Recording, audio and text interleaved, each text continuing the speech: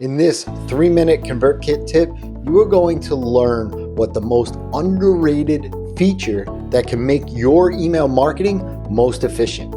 I'm Jason Resnick of NurtureKit, NurtureKit.co, and content snippets. As a developer myself, it was a complete dream when it came into being a feature inside of ConvertKit. It's a very underrated, understated feature that I think really should be highlighted more and more. It actually gives you the ability to write content in one place and inject it into every single email that you send out, and be able to then go ahead and change it in one place and reflect across the board. If you think about your email marketing, you've got a sequence for your lead magnets, you got a sequence for your long-time nurture sequences, you have follow-ups for new customers, you're sending out broadcasts. Content snippets can be used to inject things like super signatures, things like sharing out your newsletter. You want to segment your subscribers and ask them questions. You want to run a promotion to a live event or your online webinar that you run monthly. It gives you this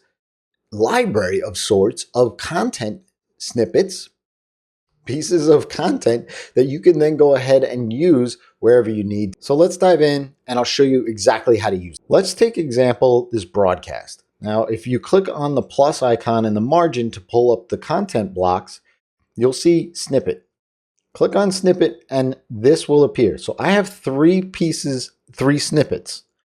And one is a super signature, one is segmentation question, and the other one is to share the newsletter. So let's say, for the sake of this, I want to create an email that my subscribers can go ahead and share.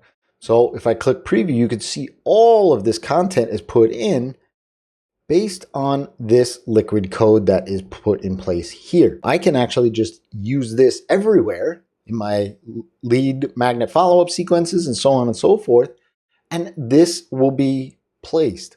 So then, what if I wanted to change the referral program, which I use SparkLoop for, and I have another video on that which I'll link up for you. Well, instead of going into every single email that I have, I instead go into content snippets and I change it here. I change it in one place. So if I change this here to go 5, 7, 15, click save.